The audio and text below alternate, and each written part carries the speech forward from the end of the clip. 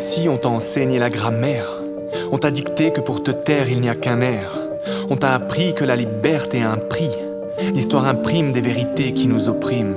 À toi aussi on t'a expliqué que compter te permettrait de calculer ta destinée. On t'a répété que le sport c'est la santé et que pour l'avenir c'était l'anglais que tu devais parler. Puis t'as commencé à grandir, tes connaissances s'approfondir. T'as tout compris de la politique, passé un bac économique. T'as découvert les antalgiques et maîtrisé la dialectique. Devenu un de ces euphoriques, ces génies en informatique.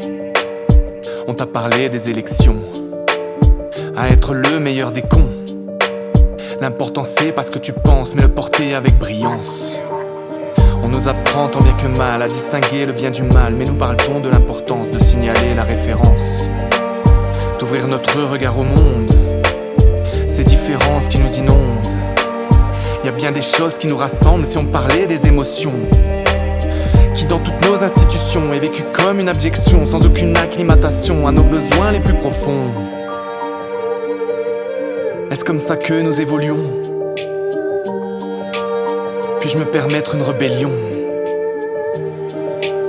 T'a-t-on appris que la colère est un magnifique point de repère pour savoir où mettre tes barrières entre l'autre et ton univers? Que la peur est activateur, qu'elle libère de l'adrénaline, cette molécule qui s'achemine parfois très fort dans la poitrine, qu'elle permet de te protéger pour pouvoir faire face au danger, comme une intuition bien profonde qui dure juste une milliseconde. Et quand tu doutes, y a aucun doute, faut que tu t'écoutes quoi qu'il en coûte. Le démon dans l'hésitation serait ta part d'inattention. Est-ce comme ça que nous évoluons? Puis-je me permettre une rébellion? T'a-t-on appris comment maîtriser ton humeur quand ton père t'annonce qu'il va mourir d'une tumeur? T'a-t-on appris à réagir face au décès de la personne qui t'a aimé, qui t'a choyé? Comment faire face au désespoir d'un enfant tapi dans le noir, qui pleure toutes les larmes de son corps pour réussir à évaporer toute cette tristesse accumulée, quand au fond de sa fierté, il est frappé, il est blessé par ce sentiment redouté. Cette injustice, la plus profonde des cicatrices, qui se tatoue au plus profond de sa matrice. Tu crois que t'as tout et dans le fond, moi ça m'attriste. Est-ce comme ça que nous évoluons?